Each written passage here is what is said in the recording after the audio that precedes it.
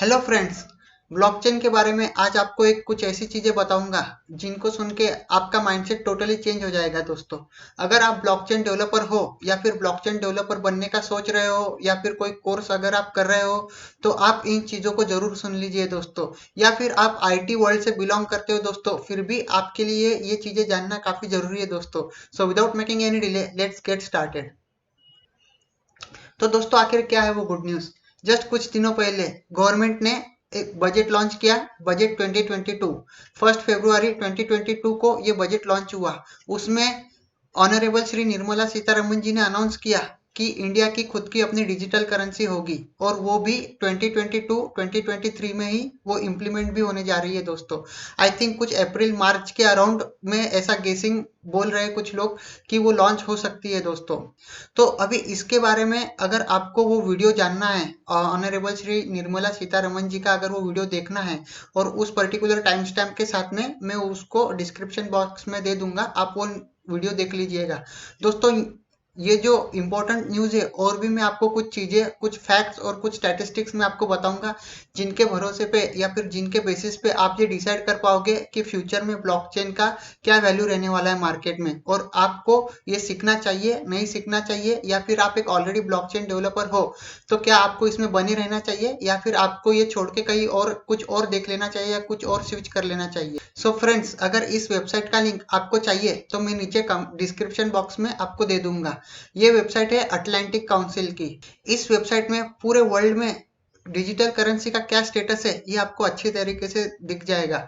अभी 9 कंट्रीज ऐसी है दोस्तों आज के डेट में जिन्होंने ऑलरेडी डिजिटल करेंसी उनके कंट्री में इम्प्लीमेंट कर ली है और ये काफ़ी अच्छे तरीके उस चीज़ को या उस कॉन्सेप्ट को वहाँ पे चला पा रहे हैं। उस कंट्री में ये काफ़ी सक्सेसफुल भी हुआ है। जैसे कि आप अगर इसमें देखोगे कुछ कंट्रीज का नाम द बहामास करके कंट्री है, वहाँ पे ये ऑलरेडी इम्प्लीमेंट हो चुका है।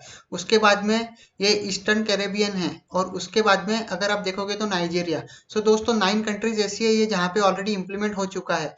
और और कुछ कंट्रीज ऐसी भी है, 14 कंट्रीज ऐसी है जहाँ पे ये पायलट मोड में है, मतलब आने वाले कुछ दिनों में ये वहाँ पे लॉन्च हो जाएगी और सक्सेसफुल वे में रन होने लग जाएगी या फिर चलने लग जाएगी। अभी इंडिया कहाँ पे है, हमारा इंडिया कौन से स्टेट में, कौन से स्टेज में पर्टिकुलर लाई करता है। सो दोस्तों हम हैं डेवलपमेंट स्टेज में। हम अभी कुछ ही दिनों में इस कॉन्सेप्ट को, डिजिटल करेंसी के कॉन्सेप्ट को लॉन्च करने जा रहे हैं। और जैसे कि हमारी गवर्नमेंट ने लैंडमार्क डिसीजन लिया है 1 फरवरी 2022 को, सो मुझे नहीं लगता इसमें काफ़ी देरी लगेगी दोस्तों। अभी इंडिया अगर CBDC, central bank digital currency को अगर लॉन्च करता है तो इसका क्या इम्पैक्ट हमारे इंडिया पे पड़ेगा, और उसके साथ ही साथ एज अ ब्लॉकचेन डेवलपर क्या आपको ये अफेक्ट करेगा, तो 101% फ्रेंड्स ये आपको अफेक्ट करेगा। और ये आपका जो स्कोप है आने वाले फ्यूचर में कई गुना बढ़ा देगा फ्रेंड्स। अभी मैं आपको इसके फैक्ट्स और भी ज़्यादा स्टैटिस्टिकल फैक्ट्स और फिगर्स में आपको बताता हूँ। अभी ये जो सेंट्रल बैंक डिजिटल करेंसी है इसमें, और जो ऑलरेडी कुछ करेंसीज इंडिया में रन हो रही है, डिजिटल करेंसीज या फिर क्रिप्टो करेंसीज जो ऑलरेडी इंडिया में चल रही है, जिसमें में भी आप में से कई सारे लोगों ने इन्वेस्ट किया रहेगा, उनमें क्या डिफरेंस है। सो दोस्तों central bank digital currency it will be going to end government control currency, RBI के कंट्रोल में ये सारी चीजें होने वाली है और it will be govern by RBI.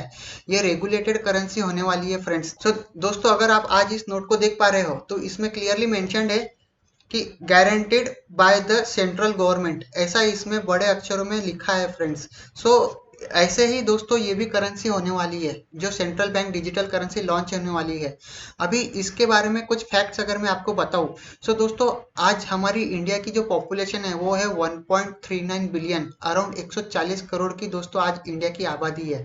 अभी इतने बड़े मास स्केल पे अगर कोई चीज़ इंप्लीमेंट अगर करनी है फ्रेंड्स तो उसके चैलेंजेस, उसके मेंटेनेंस कॉस्ट, उसका डेवलपमेंट कॉस्ट, उसका एनवायरमेंट इंफ्रास्ट्रक्चर बिल्डिंग कॉस्ट, इसका आप इमेजिनेशन कर सकते हो।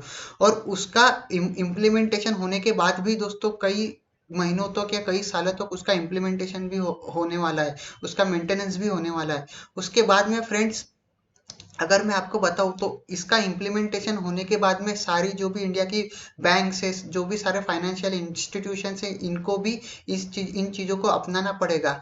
तो ब्लॉकचेन की जो डिमांड है वो कितनी बढ़ने वाली है, आप इन बातों से अंदाजा लगा सकते हो। और दोस्तों, सेंट्रल बैंक डिजिटल करेंसी जो है, क्या ये और कोई टेक्नोलॉजी को इम्प्लीमेंट करके नहीं बनाया जा सकता? Why only blockchain?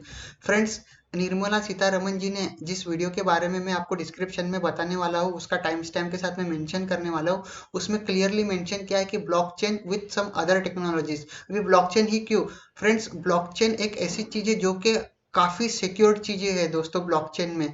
For example, कोई अगर ट्रांजैक्शन आप आज के डेट में करते हो तो उसका कहीं ना कहीं एक सेंट्रलाइज सर्वर होता है जहाँ पे वो सारे ट्रांजैक्शंस का डेटा मेंटेन होता है उस सर्वर और उस पर्टिकुलर जो सर्वर के साथ में लिंक डेटाबेस है उसमें।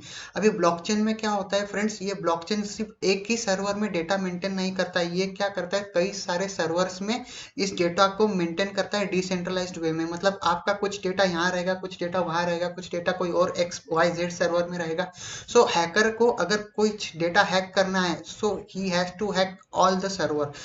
उसको उस पर्टिकुलर हैकर को सारे सर्वर्स हैक करने पड़ेंगे, ना कि एक सर्वर। और सारे सर्वर हैक करते करते कई सारे दिन या महीने या सालों भी निकल सकते हैं, बिकॉज दोस्तों ब्लॉकचेन टेक्नोलॉजी को डिजाइन ही इस तरीके से किया गया है। That is why it is the top most demanding technology whenever we talk about crypto currency और digital currency in today's world.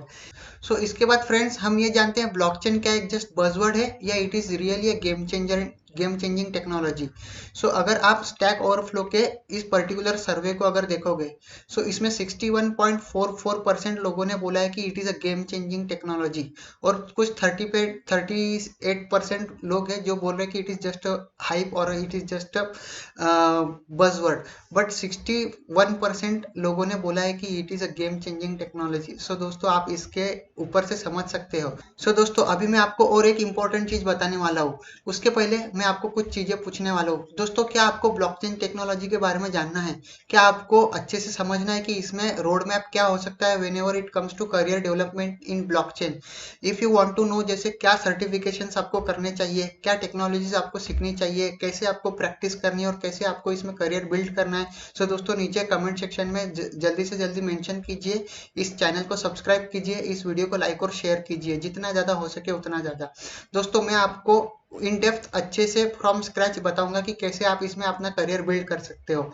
उसके बाद दोस्तों आते हैं हमारे एक और इम्पोर्टेंट पॉइंट की तरफ, जो कि आपको मिस बिल्कुल नहीं करना है, जिसके भरोसे पे आप समझ पाओगे कि ब्लॉकचेन फ्यूचर में कितना पेनिट्रेट करने वाला है। सो दोस्तों, इसके लिए हम चलते हैं npci.org पे और हम देखते हैं कि पिछले एक महीने में, जनवरी 2022 के महीने में यूपीआई ट्रांजैक्शंस का डेटा हम लोग देखते हैं इसमें। अगर आप इसमें देखोगे तो इसमें ये डेटा दो पार्ट में डिवाइड किया गया है।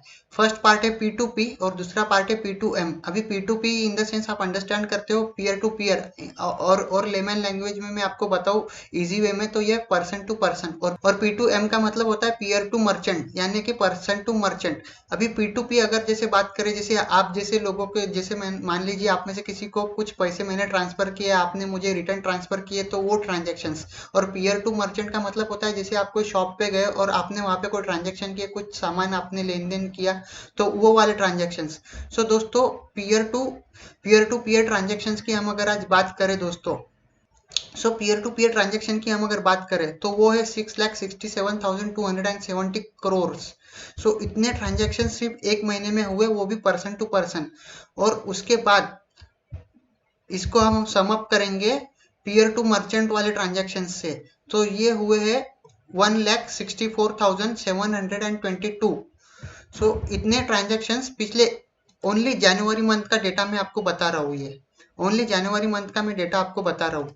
सो प्लस हम लोग ऐड करेंगे ये वाली वैल्यू को और देखेंगे, टोटल हुए 8,31,992 ट्रांजेक्शन्स दोस्तों हुए, और वो हुए सिर्फ यूपीआई पे, यूनिफाइड पेमेंट इंटरफेस की मैं बात कर रहा हूँ। सो दोस्तों, इन दोनों को अगर इन दोनों का मैं कंबाइन प्रोडक्ट स्टैटिस्टिक्स अगर मैं आपको बताऊँ तो जैन 2022 का अगर हम देखें तो 297 बैंक्स ऑफ इंडिया इस यूपीआई को आज सपोर्ट करती है और इसमें एक्टिवली पार्टिसिपेट करती है और इस टेक्नोलॉजी को अपने बैंक में उन्होंने अकोमोडेट किया है। और अगर जैसे कि हमने अभी डिस्कस किया था इसका टोटल सम क्या है, सो ये है 8,31,993। हमने वो डेसिमल पॉइंट अवॉइड किया था, इसकी वजह से थोड़ा वेरिएशन है, लेकिन इतने ट्रांजेक्शन्स दोस्तों जनवरी मंथ में, अकेले जनवरी मंथ में 2022 में हुए हैं। सो दोस्तों अगर ये सेंट्रल बैंक डिजिटल करेंसी अगर इम्प्लीमेंट हो जाती है तो आप जस्ट सोचो कि इसका इम्पैक्ट कितने मैसिव स्केल पे रहेगा, और इसका इम्पैक्ट उतना मैसिव स्केल पे तो रहेगा ही रहेगा, तो इसको मेंटेन करने के लिए कितना बड़ा इंफ्रास्ट्रक्चर और कितना बड़ा मैनफोर्स इसको लगेगा। इसी के लिए मैं आपको वापस एक बार पूछना चाहूँगा, अगर आपको ये चीज़ें फ्रॉम स्क्रैच जाननी है, कैसे आपको आपका रोड मैप बनाना चाहिए ब्लॉकचेन में या फिर डिजिटल करेंसीज में, अगर आपको उन पर्टिकुलर टेक्नोलॉजीज में आपका फ्यूचर अगर बनाना है, so what will be the best way for you. तो दोस्तों उन पर्टिकुलर चीज़ों से रिलेटेड मैं आपके लिए वीडियोस बनाऊंगा only and if and only if अगर आपको वो चाहिए। तो दोस्तों आपके सारे सुझाव और थॉट्स मुझे नीचे कमेंट बॉक्स में बताइए। In addition to this latest technology news, latest tech updates भी मैं स्टार्ट करने वाला हूँ और आपको अच्छे से सारी चीज़ों की मैं जानकारी देते जाऊंगा टाइम टू टाइम दोस्तों। सो प्लीज़ बने रहिए मेरे साथ, चैनल को सब्सक्राइब कीजिए, वीडियो को लाइक कीजिए और शेयर कीजिए। Best luck.